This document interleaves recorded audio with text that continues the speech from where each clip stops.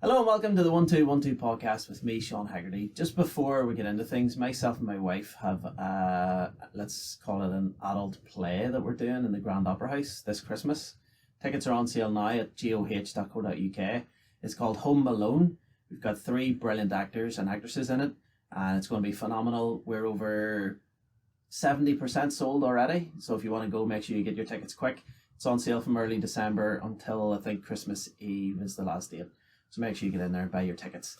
And let's get into it. My guest this week is the fantastic fellow Lurgan man, lead singer of the Bonnevilles. Yeah.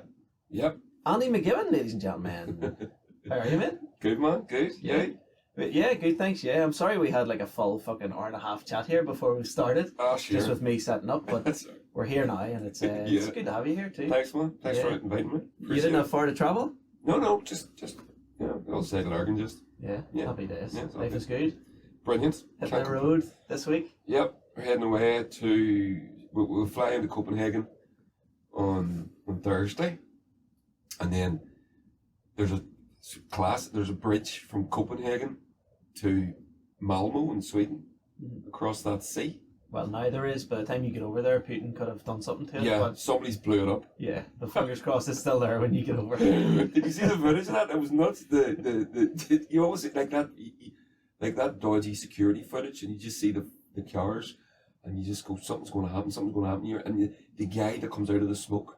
And the that guy, the rest of his life, he'd be looking at that and just be. Yeah, it's up there with that 9/11 stuff, isn't it? Where you see like just that one figure, that old man that sort of walking out, comes out of the rubble. It's 5 seconds later and you're dead. Unreal, isn't it? Yeah. It's like that. I'm gonna fucking bring the mood down before we even got underway here properly. But Monday morning, that's fine. That atrocity in Donegal. Oh my god. Like, they released all the people who passed away or died in it. Unbelievable. I nothing has really hit me. Like, things have happened, obviously, in our lifetime and in our generation and stuff that, it really makes worldwide news. But something like that, I think, so close to home, like, people after school and stuff just going to the shop, a wee girl going to the shop with her dad. And unbelievable. Just grandparents, parents, and I don't know if it's almost like how my perspective has changed since I've had my daughter a year and a half ago, but it's so sad, isn't it? Oh, it's terrible. And that community as well. I mean, it's only 400 people live in that wee village, and 10 of them are now dead. And I mean, can you imagine? That's. I know. It's such a percentage-wise of the community. It's ridiculous. It's insane. I know. Your heart goes out to them. No, it's so sad. It's awful. It's really bad. Yeah. It was just an apple green. Something blew up. Isn't that right? So. Yeah, as far as I'm aware. Yeah, unbelievable. I know. But like I'm a real wussy when it comes to watching videos of atrocities and people, getting murdered or killed or whatever. Yeah. I don't know what is it instilled in her, but she watches like everything she comes across. I see something and it's all like R.I.P. Rex the dog, and I'm all, nope, can't watch a dog, anything happening to a dog. I don't want to know that it's now no longer with us. Do you ever see the people still have the heart for it? Fucking beheading videos and all, all that shit? Yeah. I've never seen one of them in my life. Same here. Send you a link. Oh, it's that beheading video. Why do I want to see that? I know. But the owner watches all that, floods of tears, ruins her day.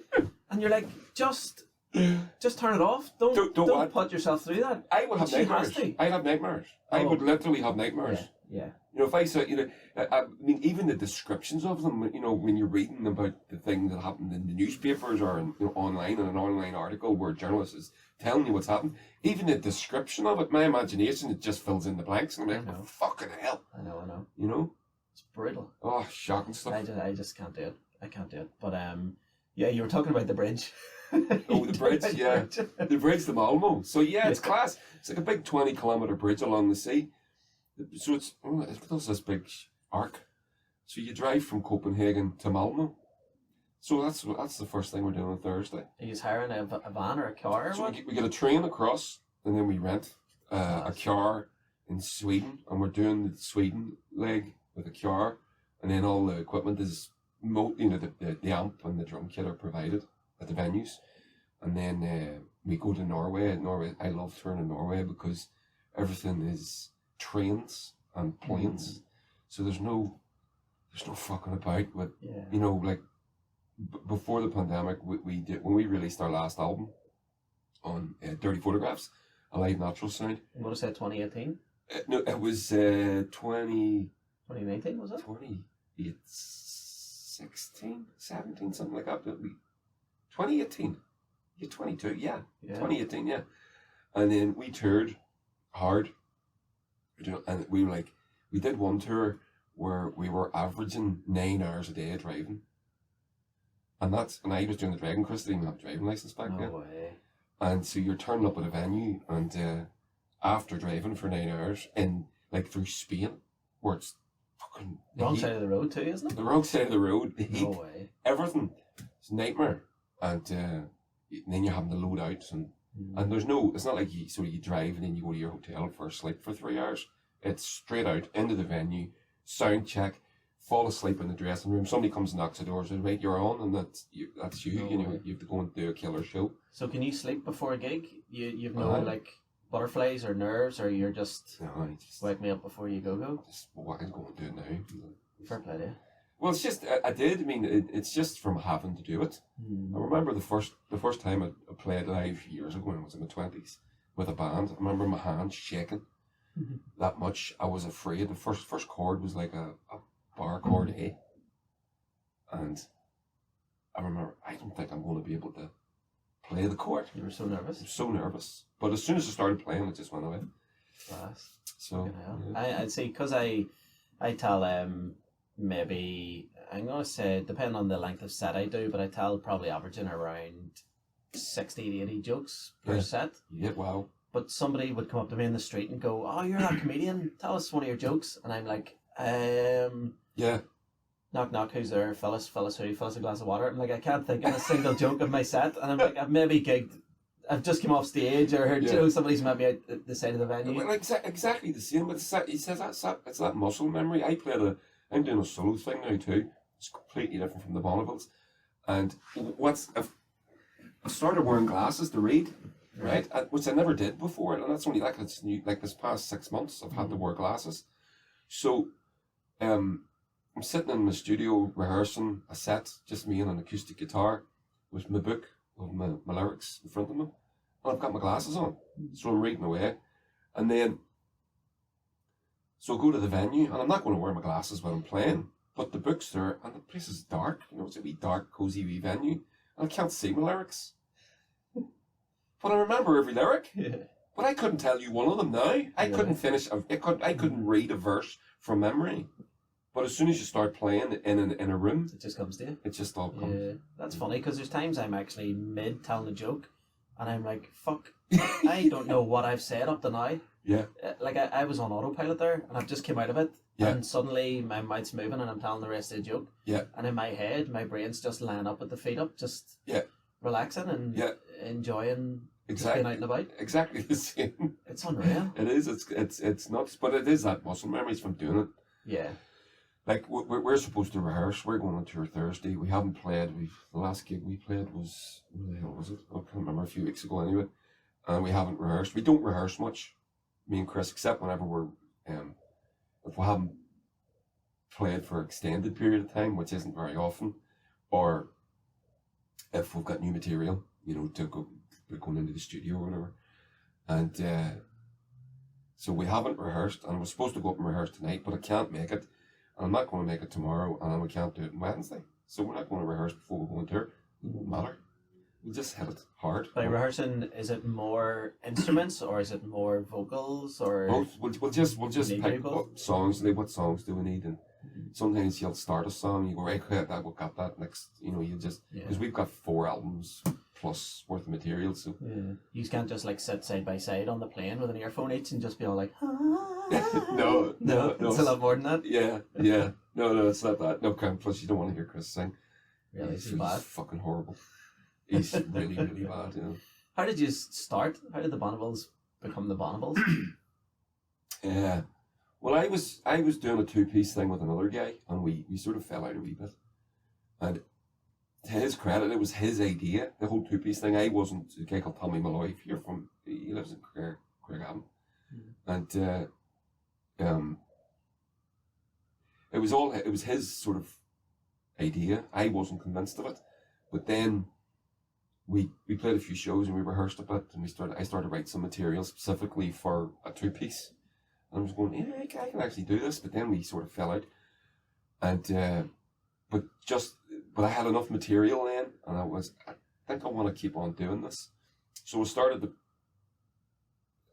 book a few shows, and I would just get a different drummer in, trying them out, see if they fancy, and there was no one really capable of it. But Chris was playing with a mate of mine's band over in Banbridge called the Childish Thoughts, like a 4-piece garage punk outfit. And he was only young, he was still in his teens. And I said, would you come on? It was a paid gig. And I said, listen, would you fill in for me? And he said, yeah. So he was getting paid, so he was delighted.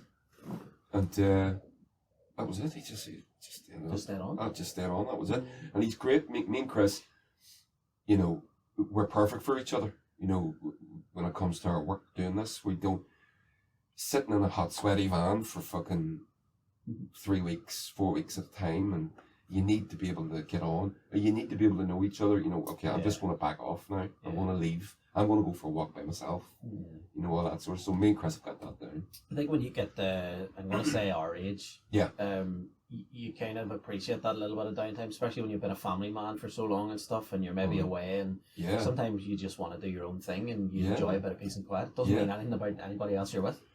Well, that's the thing, you know, it's about, you need to just be less sort of, I'm not going to take everything as an offence, just, you know, that's okay, yes, mate, just do whatever you want.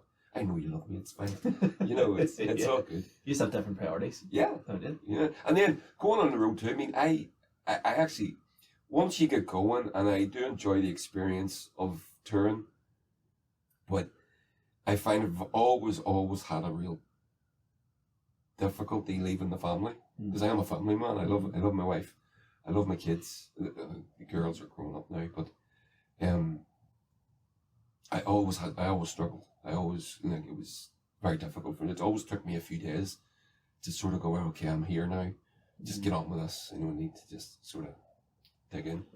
Yeah, it's almost like you have 2 lives in a way, doesn't it, at times, Joe, especially when you're away from home quite a lot, because I got an agent in England during lockdown, and since I've been with him, I think I've been to England maybe 2-3 times, because I just don't want to leave my family. Yeah. You know, and the work's there. He says to me, do you fancy this? Do you fancy this? Do you fancy this? And I'm like, no, I can get that money half an hour from my house and be home by 10 o'clock watching Match of the Day with a bowl of cereal. Do you know why I'm no longer that kind of guy or that comedian who chases this showbiz lifestyle. I just want laugh at my jokes.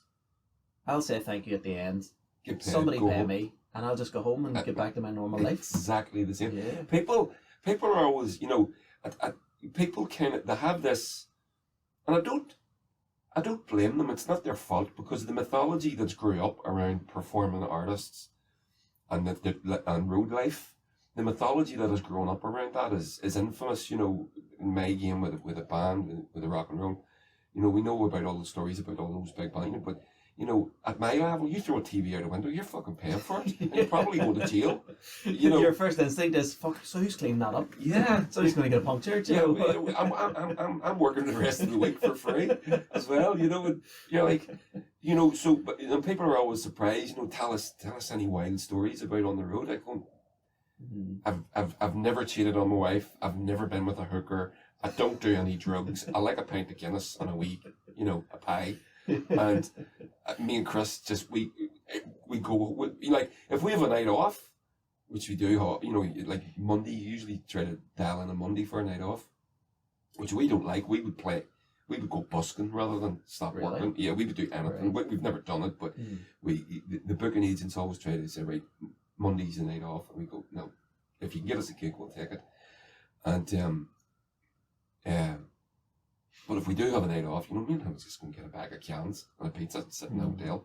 Yeah. You know, we don't, even, you know, we've been to some of the most beautiful and fascinating places in the world. We have, I mean, we've toured, we're mostly in Europe, of course, but we've been everywhere.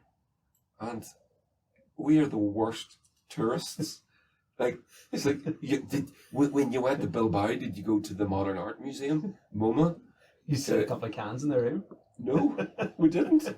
Why not? And I love art. I'm a big art fan, and I like, if there's an art, there's the Van Gogh Museum in that wee village in Bruges. Do you want to go? You're in Bruges. I mean, Bruges is Jesus Christ. There's a Van Gogh Museum, and there's a I can't remember, another guy anyway, very famous, and we're in this square just waiting for the gig to start, and they go, "There's it there. Do you want to go?" No. Get a pint. I would be like that too. I was in Cyprus about I don't even know how long ago it was. It was a good few years ago, and I was there for like 2 weeks, 2.5 weeks doing shows, and I just could not be fucked going anywhere. I just slept in till maybe 11 o'clock every day. Yeah. Just had something to eat, went for a run, came back, maybe recorded a podcast in my hotel room. Yeah. And just fucked about, just chilled out on my own and just watched box sets and stuff. You must go and see the Parthenon or the Greek statues or the Roman thing.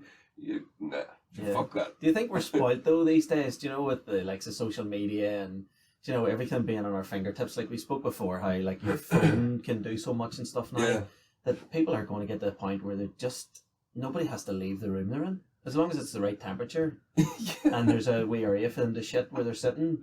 They're fine. Like, you'll just press a button and a wee trapdoor will open. Yeah. Your balls will obviously drop down 3 foot because of the age of us, but then you'll do your shit. Your balls will be, something will pull them back up into your body, and then it'll just close again, and you'll just go back to typing and being sucked off by 7 women in some VR headset with a big massive phone or thumb. That's it. You'll just have big alien hands. And that's it. That's obviously what's going to happen. You'll have some machine pumping away at your abs, and you'll have a fucking ripped 6-pack, even though you never take your VR headset off. Did you ever see those the guys with the ab implants? Oh, they're horrific. There was a guy on Celebrity Big Brother one year. It was like he was leaning against the fence. It was terrible. And you're like, what are you doing? I saw one the other day. I'd just come up on whatever, I don't know, Instagram or Facebook or something. I was like, who are you fucking... I know. Who are you fooling like? What are you doing? I know. Some dude at the pool, you know? Yeah. Like, fucking belly. Abs. It's like buying a mask of like Brad Pitt and just wearing it all day. Do you know what I mean? Everyone's like, Sean, I know it's you, mate. Do you know, I've just knocked your front door. I know where you live. Yeah. And you're all, no, I look like Brad Pitt. What are you talking about? Yeah, exactly. Just embarrassing. It's hilarious, shocking. I seen a video of you yesterday. I think it was. You've joined TikTok. Fuck aye. What are your immediate thoughts? Well, have you done a bit of browsing first, or are you just straight in? Oh, I actually don't do any social media. I just use it for promotion. I don't have a personal Facebook page. Well, I have a page because you have to have an account. You have to have a profile, but there's nothing on there. I don't do anything. I did all that in the past. Facebook, and it's really fucked me off actually, because you know the way the algorithm chokes your posts and then you have to take out adverts and all that. So we've gone through all that. So we've 12,000 or whatever on Facebook, and then so we've gone through the process of migrating over from MySpace, believe it or not. That's how long we've been around. So whenever they fucking ruined MySpace, then we went to Facebook, and I always hated Facebook. I don't even like the colours, like preppy fucking yacht, Harvard rowing team colour scheme. Fuck off. But it worked. You build up your audience, you curate your audience, as they call it, and you put up a post and they see it and it's great, and then they start to put ads on the thing. You go, okay, this is the start of it, and then your posts don't see as many people. So then you say, well, you take out adverts now. So we're going on tour, so you go, okay, we'll try it. So we're throwing a few quid at ads, and you go, it's working, it's really working. You can see it working, it's class. You go, okay, that's fair enough. There's nothing wrong with that. But being the greedy capitalist bastards that they are, they push it and push it and push it, and then eventually now your ads don't even fucking, you're paying for ads and they're not even getting. One came up on my page the other day and it was like, for 40 quid 800 more people can see this. And I'm all, what, the 800 fucking people? That's insane. Yeah. That's what they did. Yeah. So what we used to do was we would go on tour, and you could target an ad to location and all that, which is great, and you would do all that, and it was fantastic. And you could literally see it working. You could bums on seats, ticket sales bought, or tickets bought. None of the comments in English. Yeah. Yeah, okay. I assume that means you're coming. All that shit. And then, they just push it and push it and push it. Just choke it as much as they can. So it doesn't work anymore. So then you're forced. So then you go, well, so then the new thing now is they say, listen, what you have to do, and I actually had this sort of conversation with someone. They said, no, what you have to do is you have to more curate your audience. You've got to build it, and you've got to do the hashtag this and hashtag, and so Facebook wants certain types of, and you've got to work with your audience. And I said, but we've done that. That's what we've been doing for 6 fucking years. Yeah. And now you fucking choked us to death that it doesn't work anymore. Do you know what? It's great to hear somebody else talking about that, because that exact thing happened to me.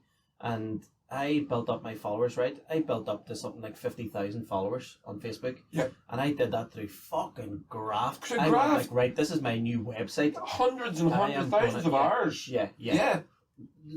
Countless fucking days of sitting in front of a laptop, editing a video, writing videos, making videos, putting out 3-4 videos a week, putting on live shows, fucking doing everything and building it up and up and up. And then one day they just go, changing the algorithm. Changing the algorithm. You put up a post and you go, 40 people have seen this. Aye. What the fuck happened? Yeah. Surely every person who has liked your page should see that. Yeah. And then your ads pay for you to either get a new following or get more of an audience or appeal to other people. Well, that's the whole thing. I mean, I'm not a fucking toddler. I mean, they want you to pay for the service. You say, well, that's fair enough. But you've made the service. You're literally, they've choked it that much that you'd be better off taking an advert out in a Lurgan meal. Yeah. Literally. Yeah, 100%. You know what I mean? Literally. It's literally discouraging people from using their fucking I fucking loathe it. I can't wait for it to go the way of fucking MySpace. The day it sinks, I'll be happy. So we joined. So I said to Chris the other day, I was talking to a friend and they were saying, listen, TikTok is, believe it or not, oh, for fuck's sake, another one. Yeah. So we started the TikTok. So it immediately just started uploading a couple. There's 5 or 6 posts on there at the minute. And I could show you it on my phone. Every post has 500-600 eyeballs on it. We're getting more. We've got 24 followers. Yeah. We're getting more eyeballs on TikTok than we are on fucking Facebook. And they're just little 30-second videos. Unbelievable. I don't want any social. I don't like it. I just. It's the devil. It's toxic. Yeah. Like, it can do wonders for your career. It can launch careers. I feel like it has so much negativity behind it too. Oh, completely. Especially to our kids and the next generation that are coming through. Yeah. It's a horrible, horrible place. Like, it really is. It's a dark hole. I mean, like I say, I just use it for promotion. The day that they don't have to do it anymore is the day that I'll be very happy. But you wonder what they'll come up with next. Yeah. Do you know what I mean? That's the thing. Yeah. So that is. I mean, but then it's not the way they've gone. So it's getting shorter and shorter and ever shorter and shorter and shorter and smaller and smaller and more micro. 5-second videos. Yeah. Like, all your silence is cut out. Even people now are like, they're starting to say, like, saying somebody has a 1-minute story to tell to their phone. They say 5 seconds and then you see them going over and stopping it, and then they do the next 5 or 10 seconds, and then they do the same again, and you're like, just tell the story. Just tell it in full. Why do you keep going back to your phone? Because taking a breath is boring. It must be. It must be. People go, fuck, she's breathing while doing this. On to the next video. No thanks, mate. Just hold your breath. I just fell asleep there. And that was the odd thing as well. So when I started I started the TikTok, I said to Chris, and he said, oh, fuck, not another one. I said, we're going to have to do this, mate. We'll do it. As soon literally started TikTok. Boom, started TikTok. That was it, right? Had uploaded nothing. Didn't know what it was. My wife, she runs the social media for her job. So she says, I'll show you what you do. I said, that's grand. And literally the first thing I saw was a girl in yoga pants putting her legs behind her head. And I go, what the fuck? Don't get me wrong. Very nice it was. She was lovely. Yeah. But what? I showed her, and she says to me, she says, "Yeah, that stuff doesn't come up on my phone." Okay. That's what happens though. Like you want to watch the videos that you watch on TikTok, as in if you watch something for too long, it's going to show you another 5 or 6 videos the next time you're on, of the same kind of thing. Yeah. So if you're looking at somebody's hole, yeah, you're going to get another 10 of those the next couple of times you're on. And that's it. It's the same on Instagram. So we've got Instagram for the band, and I've got my own one for the podcast, and then. That one time you did look at a girl doing some squats in the gym or something, you know what I mean? Yeah. And then to see how she does them, so the next time you're in, you don't doing want it to right. hurt your back. Exactly. That's hilarious. But and then the next time you go on, it's just all girls doing stuff, putting their legs behind their head. You go, okay, listen, it's fine. I don't mind. I admit it. I did it, but I also want to look at my other stuff, which always gets pushed away. But even the likes of I still can't believe nowadays TV channels are a thing, because nobody has time for a TV channel. Nobody has time for an episode that's on every Wednesday at 9:00. Yeah. People want every fucking episode at 8:00 in the morning, the first day it comes out, so they can phone and stick to work and binge all day. Do you know what I mean? I am that person as well. I mean, everyone is now. If there's a series comes out and they're dropping an episode every week, I wait until it's over and binge it. Yeah, same here. Yeah. I'm like, oh, there's episode 6. Yeah. Chances are it's over. Yeah. Watch them all in 1 2 days. Yeah. That's the other thing. Again, our attention spans. I can't remember what happened last week. Yeah. Last Wednesday night at 9:00. What way did this end? We're watching Peaky Blinders at the minute, so it's all up on Netflix. The final series, so it's it's class, and so 3 episodes, 4 episodes, and boom in one go, and then I'll probably watch the rest of it tonight. It's a scary future. I think, especially with our kids, look at our attention spans and how much they've reduced over the years. Yeah. But imagine our kids that know no different. Yeah. Do you know what I mean? You look at when you had to sit by the radio and getting ready to record your favourite song that came on, and you were waiting 2.5 hours for it to come on, and the DJ talks over fucking half it, and you have to try and rewind it and cut the bastard out. Yeah. Stop talking over the intro. That's the best bit. Our kids now just go, Alexa, play Snoop Dogg, fucking drop it like it's hot. Yeah. And 5 seconds later, you're listening to your song. Yeah. Same with your TV show, same with everything. Yeah. It's just... It is amazing. It's a fantastic time. But I was talking to you earlier on about having built-in limitations to things is a good thing, I think, because it does it forces you to be creative. You know what I mean? My girls, same as everybody of that age, they use social media, and they use how am I going to put this? When it comes to music, especially, they're not very genreified. They don't, when you were a metaler and you like blues and you like pop and you like everything. I listen to our Lily. I hear her upstairs and she's listening to Slayer, but she comes down dressed like a fucking fairy. What are you? Yeah. I don't. And then music doesn't define them anymore. It really doesn't. And then the next day she'll be dressed as a fucking full goth, but listening to some pop shit that would make you puke. You know what I mean? And they're all both my girls are like that. They're just all over, but they're young people are like that now. There's they don't. They're not being defined by genre of music, which I suppose it's a good thing you can take out of it. I suppose it is, but I mean, maybe there's a nice thing for that as well. It's not a good thing, but maybe it's a nice thing that you feel comforted that you're part of a gang. Yeah, there's that inclusion, whereas that probably doesn't exist nowadays. Maybe. Never thought of that. If you're a metaler, you're a metaler. Yeah. And you're down with the metalers, and you're a metaler, and you can give the devil horns to the dude on the bus. And they know what you're on about. Yeah. Were you a metaler growing up? No. Were you not? I went to all the gigs, the concerts, because during the Troubles, the only bands that would come here would be metal bands, mostly. But not only exclusive, but all the metal bands all came. So all my mates were metalers. Barry McLeod and Ian the Duffy and all the boys I went to school with, and they still are. And so I would go along, and so I saw every Iron Maiden and Slayer and everybody. And in their head too, like. Oh yeah. These fucking reunion gigs where there's two of them left. Some old man. Who the fuck is this dude? No. So I went to them all, but no, I was never a huge fan. It's always blues for me, really. It was sort of pop music as well. I enjoyed pop music. Do you ever listen to your own music? Because what I've started doing the past couple of years is I've tried to write and perform as being someone who I would pay to go and see. Does that make sense? Yeah. So I'm trying my best to become my favourite comedian. Very good. That's what I'm trying to do. That's a good way of looking at it. No, I don't listen to my own music only whenever I need to remember how a song goes. Yeah. You know, I need to remind myself. I haven't played that one away.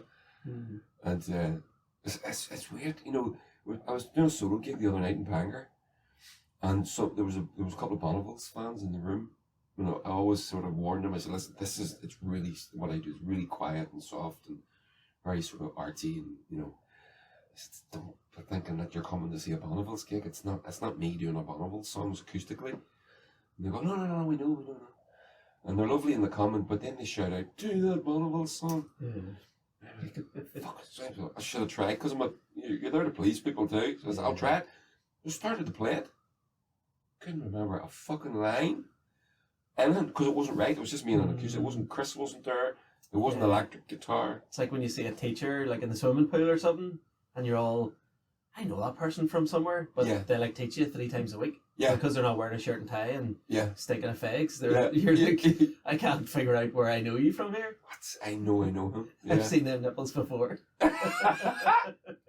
They're storing. Yeah. Class. So in terms of your music then, do you listen to that genre of music? Are you one of these people who your work is separate from your with the Bonnevilles? Yeah. Yeah. Huge. Yeah. Blues music, essentially what we are is a blues band. Well, there's more to it than that. You know,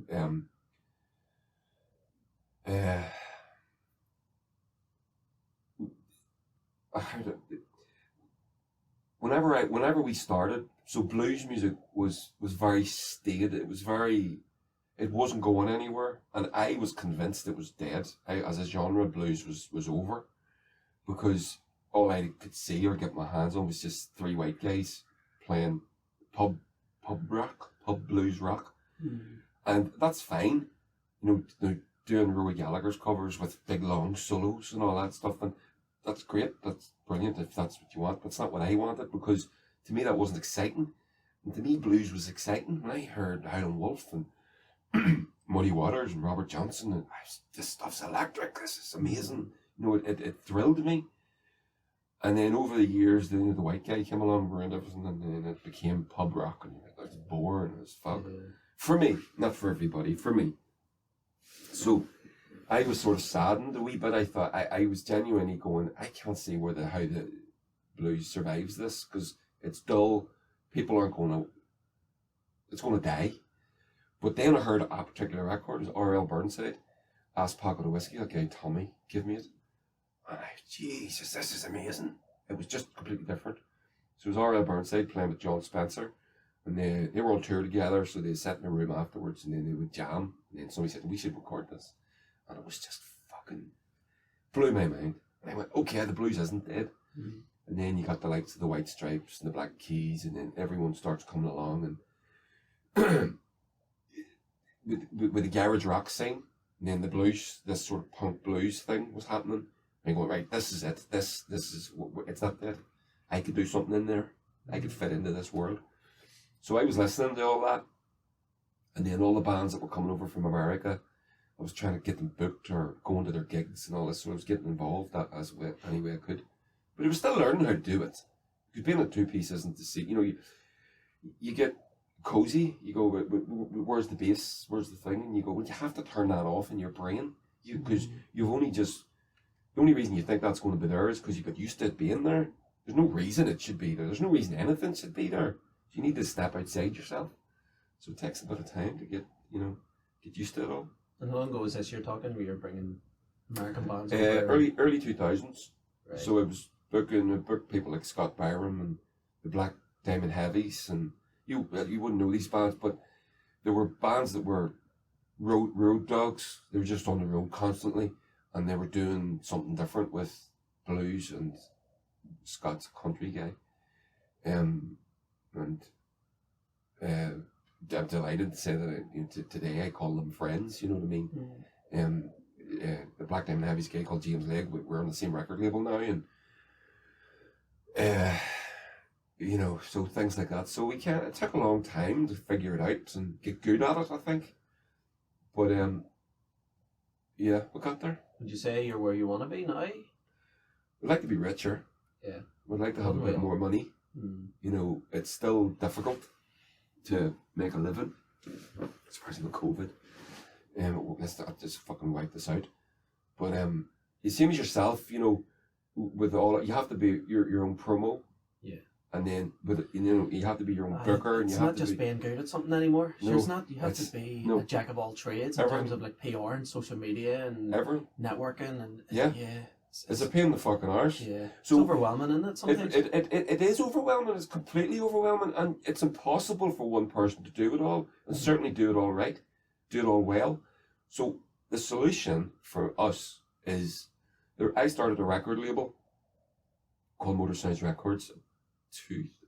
Around that time, so I was booking a few bands and putting on gigs. I started a record label, so I was again early days of the internet, innocent halcyon times. It was MySpace before yoga pants behind the ears. I didn't even know people could do that. And you see girls walking around with flash coloured fucking yoga pants on, like. And you're driving along, you think you see a naked person. Yeah, Jesus. You do, don't you? First second, you're like, she has fucking hell bags on. Yeah. All of a sudden, something like that. And so I started Motor Sounds Records, was a part of it as well. So, it was in touch with a few bands across the world on MySpace. Again, you were getting in touch with bands, you know, in Japan and Detroit, and you're like, what? This is fucking great. And you go, is your record out? And you go, no, I haven't got it. And so I said, well, I'll put it out. So the first one was a guy called The Roots, a band called The Roots, a guy called Chris Jacks. He lives in Japan. Like The Roots? No, it's not R-O-O. It's The Roots, R-O-U-T-E-S. Okay. So they're a well-known big garage band now. But, so his first album, he put some stuff up on MySpace, as it was back then. And I just fell in love with it. And I asked him, I said, listen, I contacted him, where can I get your album? He says, no, it's not out. I said, is it coming out? What's it? He says, well, there's a big label in Switzerland called Voodoo Rhythm Records. Okay, Reverend Beatman runs it. So for the garage rock scene, he would have been one of the bigger names. He said, Beatman's thinking about putting it out, but he's been sitting on it for so long. I said, can I put it out? He says, do you know how to put it out? I went, no. I'll figure it out. So he said, yeah, so do it. So I went and he sent me the files through. I went and learned how to do it, set up the label, got a distribution deal. So then put his album out, started to mail it out, get reviews, do all that sort of stuff. Magazines, people were still buying magazines back then. Did all that, figured it all out. Went, okay, so then put another album out and another one, and got a compilation together, and all these things all selling. They're the compilation albums with £100 copy now, because it was only a limited. It's like 500 or 1,000 copies. It's unreal. People trade them now, and they're wee collector's items. So did all that, and then eventually got to the Bonnevilles, and we put our first album out on Motor Sounds, because I knew no one would put our album out, because we just started. We weren't well known. It was really raw garage rock, garage punk blues, recorded on cassette tape. That was all part of the sound. I delivered, again, that was through talking with a band in Japan. That's what they did, and I loved that sound. I said, how did you do that? And he told me. So we went and did that, and I loved it. It worked out. Again, recorded in the home studio, in the basement of a Masonic Hall, and then did the vocals in the under the stairs in the house. You know, all that sort of stuff. And, but limited in terms of tools, but when you want to do a thing, you'll do it. And so that was that. So then the second album we got onto a record label, and then the third album we got onto our label that we're on now out in LA, and they're fantastic. We love them. And but Motor Sounds was still sitting there, not doing anything. It just had a website, lapsed, whatever. Didn't need it, so didn't worry about it. So now, to answer your question in a really long way, we've set up Motor Sounds again. So motorsoundsrecords.com is live now, and it's basically a management facility for the Bonnevilles and my solo work. But then we're going to be expanding it out. So Audrey Fraser is our friend from Glasgow. She would come on the road with us. She would have to do our merch and look after us on the road. She's going to be running it. It's being set up at the minute. It's set up. It's ready to go. But what I'm looking is we've got Lisa McGee and my wife Janie, and those three women between them. They'll not let people drop gigs on you. They'll not let, because they'll get their teeth into this. They're three feisty girls, and and I was talking to Lisa the other night, and she's one of my best friends. I wouldn't want to get on the wrong side of her. She'd be a cunt, and we need a cunt in our team. You know what I mean? And just to chase the ticket link down that we never got that time, and now the gig's not on, and everybody needs that other person, don't they? Without a doubt. So Motor Sounds is going to be that for us, I think. So we're working at it, and Audrey's not well at the minute, so she's got some health problems. Once she gets over that, she's she's supposed to come to Scandinavia with us, and she can't make it. But so who's going? Just the two of you? Just the two of us, yeah. Yeah, I'll be fine. Yeah, I remember when you were saying earlier just about like having to drive 9 hours and stuff, especially because Chris says doesn't drive. Does he still not drive? No, he drives now. He drives now. So he's been doing most of the driving. He's on the phone. That's why I was a bit late getting out there, because I was talking to him. Right. So he's renting the car, so it's going to be all him. But it's only 2 or 3 hour drives. That's not too bad. No.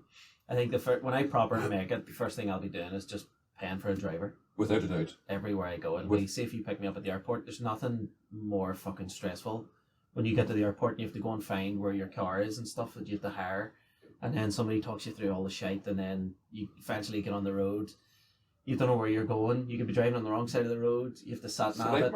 Is everything going to work? See, when you get into the back of a car, you say hello to a driver, and then you're all here, mate, I'm just going to have a bit of time to myself here. No worries. You go over your jokes. You go over your set list. You go over your songs. Yeah. Earphones in. You have a sleep or whatever. Have a sleep. And then you get to the venue and you're refreshed and you're good to go. It's class. Instead of being stressed, like, where will I park? Because driving is stressful. Park here? Driving, whenever I leave here, I shout at 3 people on the way home. Do you know what I mean? It's going to be stress. One of the best ones that ever happened to us. We were playing. It was a one night stand. We were flying out to Croatia to play a festival, a car festival, like a rock and roll-y sort of car festival-y thing. With 2 or 3 gigs anyway. But anyway, so the guy says, "Listen, I'll pick you up at the airport." We're like, "Oh, fucking sweet." What did he turn up in? A 1973 something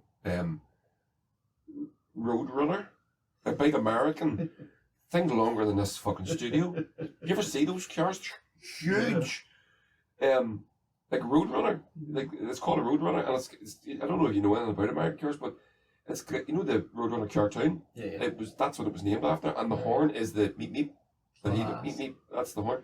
But this thing it's got like an airplane engine in it, or just just this big growl. And he says, yeah. So I want to pick you up, and he says, "I've got a surprise for you." So we walked out, and holy fuck. We got into the back of it, and me and Chris sitting in the back seat is like you're just sliding about on these benches. Like just one big long seat instead just big bench seats, the big long back seats, and just sitting in the back of it. And then he says, the guy who's going, "Oh, I really hear this." So we're going through a tunnel, and he just floored it. It was like a fucking plane taking off.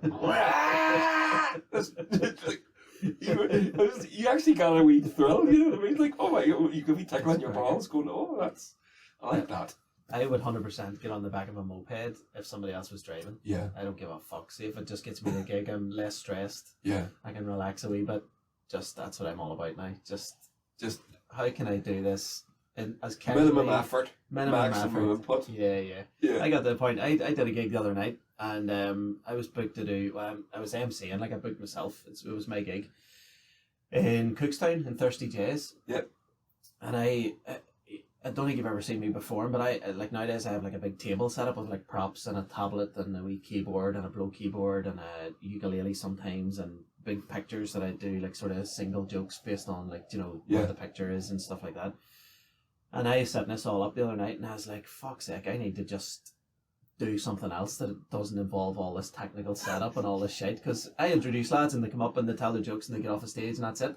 Whereas I have to be there an hour and a half before the audience and stuff, and set up, make sure the leads are all working, make sure somebody's there who knows what they're doing and stuff.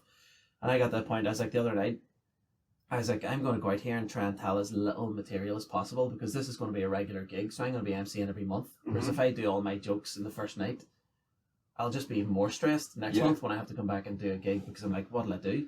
So I just went out and just went around the audience and just started slagging them. And I must have did half an hour throughout the course of the night. And I probably told about 6 jokes. Perfect. And I was like, I should do this every gig. Yeah. I should just go and just fucking slag the audience. Yeah. Absolutely. Yeah. Fucking right. And they get more out of it too because it's so specific to them. They're not going to get this night if they come and see me somewhere else. They're going to get something completely different because those people aren't going to be there. Well, I saw that one you did. You put it up online with it when the Queen died. Yeah, the national anthem. It went down well to a demographic. A particular demographic. Let's just say, yeah. Yeah, that was really good though. It was funny. But that's what it was all about. Just wee tongue in cheek, just a wee, oh, you sneaky wee fucker. Let's all have a big laugh and we all get on with the night. Yeah. But to some people who watched it completely out of context, it was taken the complete wrong way. Yeah, but do you not find that the sensitivity police have overplayed their hand? Yeah. And people are now, like 2 or 3 years ago, comedians specifically, because it was yous that were getting it in the fucking ear. Yous were terrified. Yous were getting crucified. You didn't know what you could say. You didn't know what you could get away with. And it's everyone's just like, you know what, fuck it. I sense that. People, you know what? Where it is now, every comedian is like, fuck it. Just say whatever you say on stage. And sometimes I think I go above the line too, or below the belt, or whatever the fuck you want to call it. But sometimes I'm on stage and I'm like, oh, I probably shouldn't have said that. But what I try to do, if I do something like that, I'll say at the end of my set, I'll go, listen, I'm out here trying my best to make you laugh. Yeah. That's what it's all about. Of course. See, when you leave this room, don't take something that I've said and twist it or make it something that's outside this room or bring it into society. It's not me trying to get fucking points online or me trying to stick up for some certain group. I'm just having a laugh. See everything at face value. Laugh or don't laugh. You don't even see what I've done. You don't even necessarily believe everything you say. It's a joke. Yeah. Fuck off. I know. Yeah. So you just you just have to be true to yourself, I think now. And I feel like because I'm such a family man, because I'm so clean cut, and I don't want to go over the speed limit in case I get a ticket and then I can't drive to my next gig if I've been banned and all this shit. And I have so many fucking thoughts that go through my head every day where I'm like, oh, you don't want to do this because this could offend somebody or this could be bad or I don't want this person to find out about this. I get to the point where when I get that gig, I'm like, this isn't me up here. Yeah. This is some alter ego who's out to fucking... Yeah. I'll make you cry, but I'll make these 30 people laugh, and that to me's worth it. Yeah. I'll sacrifice you for them. Yeah. There's a box of tissues. Fuck up, you smelly cunt. Yeah. I hope you do this. Well, it's that whole thing. I remember I was talking with Mickey about this stuff, and, it's that whole thing that they'll sit there while you slag off alopecia, cancer, and disabled people, but you get to their specific issue, and all of a sudden they're fucking shouting at you from the back of the fucking room because you're slagging off people with bunions. Yeah, you know what I mean? I have a fucking bunion, you bastard. I know. You know, it's unbelievable. It really is. Like it's so sad too. But I mean, it's their issues. Do you know what I mean? I feel like as comedians, how can you not? What happens that people can't see the ridiculousness of taking that stance? I know. The hypocrisy as well. But there's some people, like it's weird when you do a gig like out in the countryside somewhere And you're going in, and you're like, oh, I'm saying this gig. 99% of the audience have probably never been to live stand up. Yeah. They've never been to Belfast. Yeah. You know, they go to Belfast with their confirmation money, and that's it. That's the last time they were there. Do you know what I mean? Because fucking Lurgan doesn't have Primark or whatever. Yeah. So you're going out to this audience, and you're like, I have to fucking almost like spoon feed you the first 15 to 20 minutes here, because you don't understand the etiquette of a comedy club. You don't know that you can't just talk to your mate. Yeah.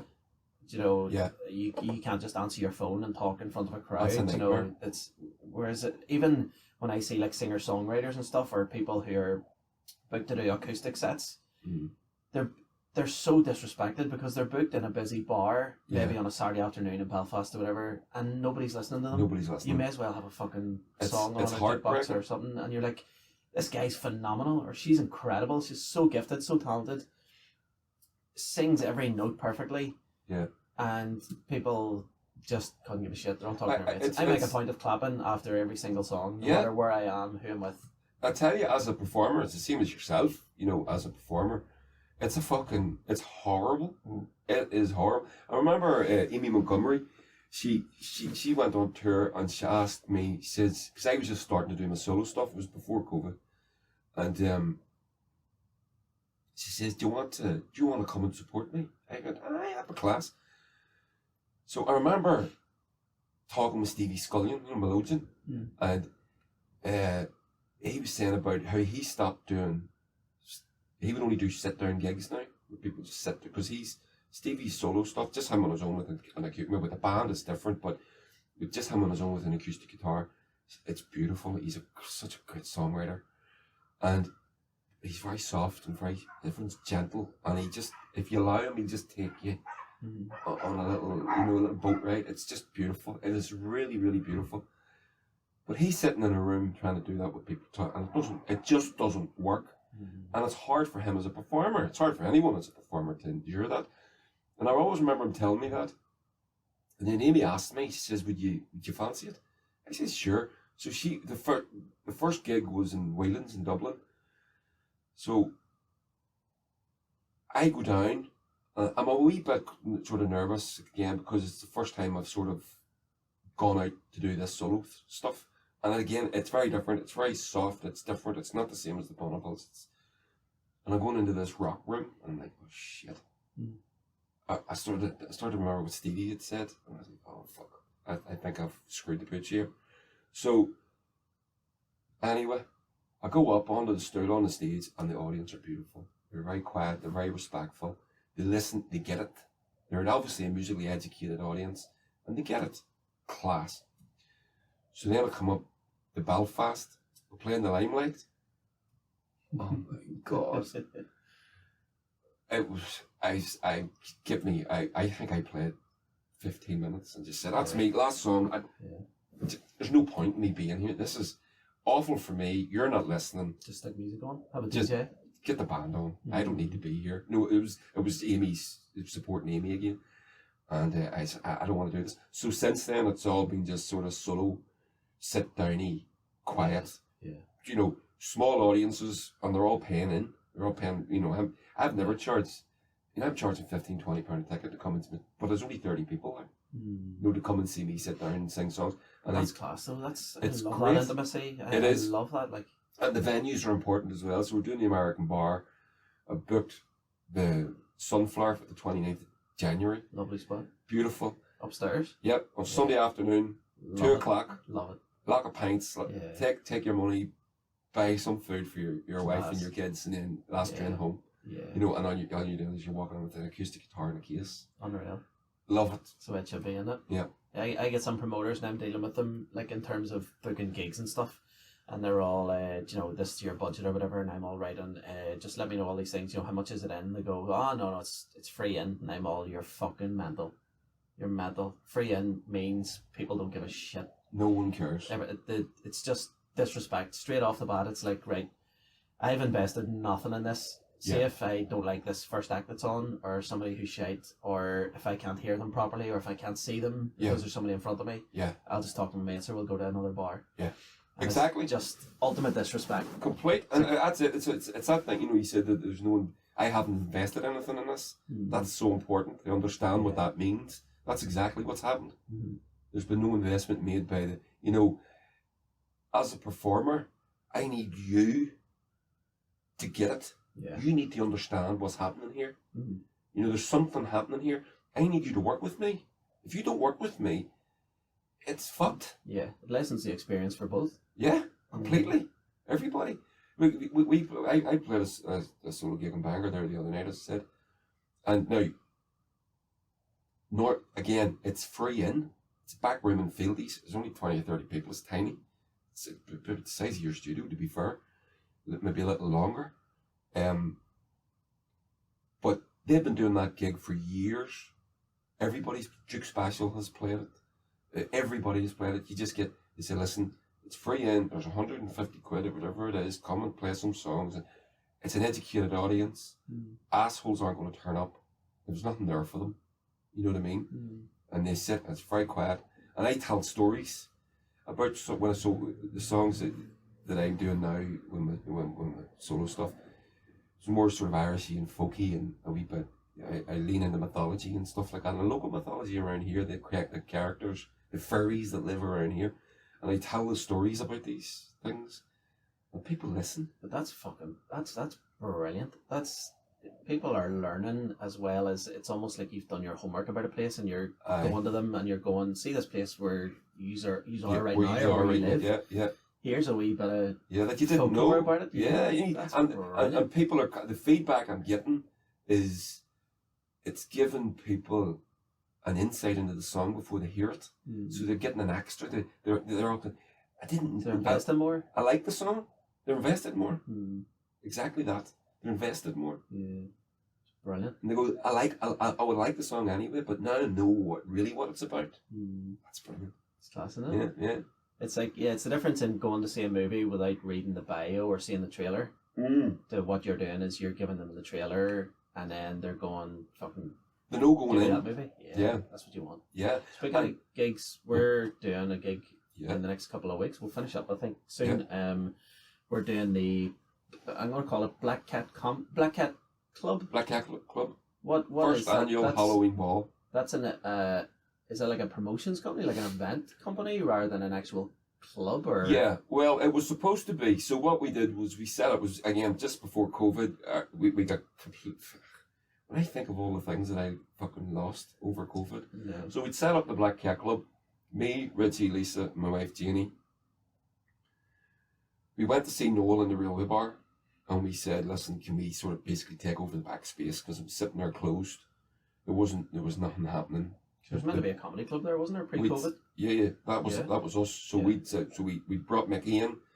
He was going to be like a comedy liaison, and we brought him down to the space, and we said, "Listen, how do we turn this into a comedy?" He says, "You do this, you do that." So we went and set it on, and brought him back, and he went, "This would be perfect." So we were going to set up a comedy club on a Sunday night. We booked Diona. Aaron McCann, I think. Aaron McCann, Paddy. What a fucking lineup. Paddy Doherty. Or McDonald. Paddy McDonald. Yeah. Yeah, that was it. And Mickey was going to MC probably, was he? No, Mickey was supposed to do the first one. He was away. Paddy was MC. I think that was what it was. So we were going to do that on Sunday night. The Bonnevilles had played. We were going to play the first. We were going to be the big opener. Now, the idea was, we're going to set up the Black Cat Club. We're going to bring culture to the town because there's no venues. There's nothing there, right? We're going to educate, get the people educated. How do you fucking behave at a comedy club? You're going to find out this is what you do. We're not. Everything was going to be the highest quality that we could do. Janie and Lisa were going to be artist liaison because you know that thing when you go to the simple stuff when you turn up at a venue. Where did I go? Where's how many times have you been to a venue and as you're leaving they go, "Oh, did you get your rider in the dressing room?" You go, "Didn't know there was a fucking dressing room. No one told me." You stand down the fucking corner by the toilets. Yeah. We've been getting changed in the toilets, getting changed in the back of our vans, and then the guy goes, "There's a dressing room there." So, no one fucking told us this. So how the fuck do we know there's a dressing room? Yeah. So all that basic shit. So it's going to be their artist liaison. When you turn up, this is what you do. You'll be met. There's the phone numbers. There's a dressing room. There'll be full. What's your rider? What do you want? Everything was going to be taken care of to provide the artist with the best experience they could have. in order to provide the audience with the best experience that they can have. So that was the intention. The Bonnevilles' first gig was booked, tickets were sold, boom, COVID happened. We never got to fucking do it. So What a ball ache. complete. Ball ache. Complete. Yeah. So this gig that we're doing on the 29th of October is the first gig that was supposed to happen with the Black Cat Club. And again, we're doing it as well as we can. You're emceeing it, or comparing it. We're playing support from Papa Luna, who's a great band. We're going to have a Halloween parade, which you're going to have a lot of fun, I hope, at. Taking the piss out of people in their costumes. I think that's going to be I think that's going to be my favourite part. Yeah, cannot wait. Yeah, listening to you fucking getting stuck in. I think that's going to be brilliant. That is right up my street. You've no idea. Yeah, Cannot fucking wait. That was the hope. I remember when we were discussing. I said, I think she'll be able to do that. Getting paid for this is a bonus now. Yeah, knowing that this is going to happen. Yeah, like bring it on. So it's going to be the first annual one. So we're going to do it every Halloween. We're going to have a Halloween parade gig at the Woodville and just make a wee thing of it. And it's nearly sold out. So it was sold out, and then we got the release on a few more tickets. So they're on the verge of being snapped up. Yeah, it's Eventbrite or something, is it? They're on Eventbrite. Yeah, that's how people can get tickets. Yeah. So people just search Black Cat. Woodville. Black Cat, Lurgan, Your Name, whatever. It's all in there. Comes up. Yeah, the Bonnevilles. Happy days. I feel like we could chat for fucking days here. Aye. But I know you have to go to Sweden soon, so I'll let you go. Yeah. But pleasure as always, man. Thanks, Thank you man. very much for coming on, ladies and gentlemen. Andy McGibbon, new to TikTok. Make sure you go follow. Is it the Bonnevilles? The Bonnevilles, yeah. The Bonnevilles on TikTok. Yeah. Make sure you go follow them. And where can people see you in the future? Are you kicking anywhere? Yeah, we're playing. We're supporting Alabama 3 in Derry on the 28th of October, the night before the one in Lurgan. Playing the 29th in Lurgan. At the in the Woodville. We're playing Voodoo in Belfast on the 22nd of December. So those tickets are available. Yeah. Do you do wee Christmas numbers at all in the Christmas shows or the December gigs? No. No, I know. We should do one really. Yeah. I don't know what we would do. Yeah. We spin on something. Yeah. Do a wee punk blues spin on Santa Baby or something. That'd be fucking lovely. Yeah. I love that. Man, thanks for coming in. Really appreciate no worries. it. Thank you. It's the 1212 podcast. Make sure you subscribe, do all that usual shit. And we'll see you back here next week for another episode. Cheers.